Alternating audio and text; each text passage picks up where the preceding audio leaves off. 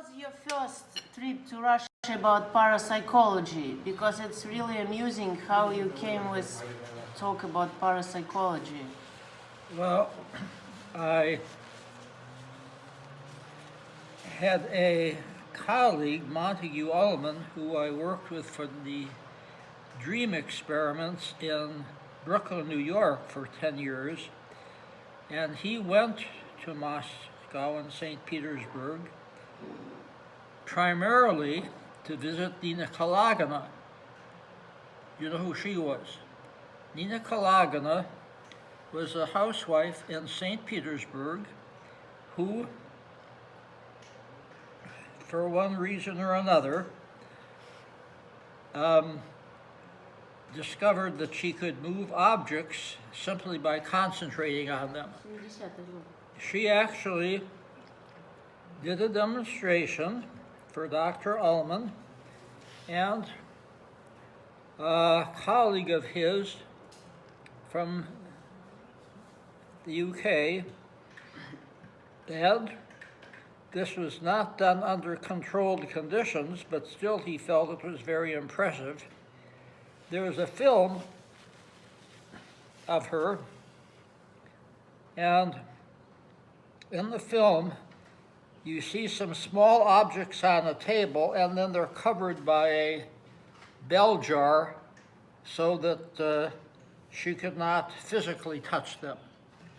And she puts out a lot of effort, stress and strain, and then you see the objects moving. It's a matter of some controversy because when Dr. Ullman brought the film back to New York, a famous magician by the name of Melbourne Christopher looked at it. He said, it's all sleight of hand.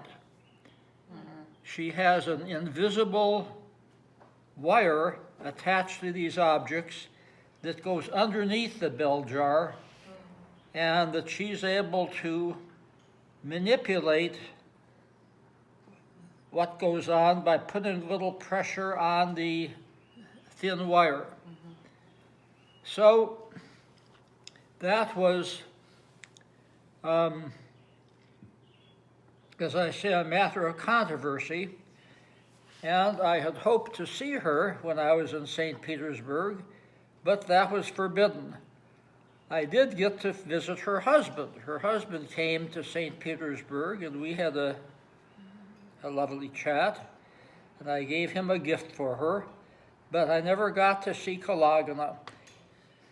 So I think that they didn't want too much publicity given to her because officially parapsychology was forbidden, officially.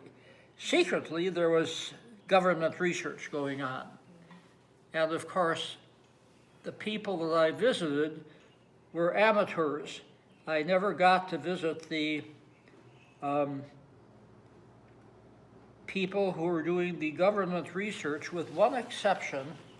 On one of my visits, I did get to visit Kogan, who is fairly well known in parapsychological circles in Russia, and who actually had a mathematical theory about how psychic phenomena work.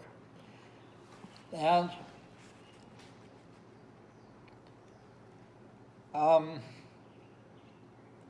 so back to Kulaginej, years later, I think under Khrushchev, she was given an official certificate by the government in honor of her scientific work. So she did get some official recognition, and this came after a very important article in the Soviet Encyclopedia about parapsychology, and it was signed by 4 leading psychologists. I have a copy of that, but I know one of the signatures was Luria, who is the most famous of the Soviet But psychology. he's, They made the statement, obviously, parapsychological phenomena exist, but we have no satisfactory explanation of the mechanism. So that was a very bold statement, and you would never see prominent American psychologists make a statement like that. So that, of course, came much later. There was another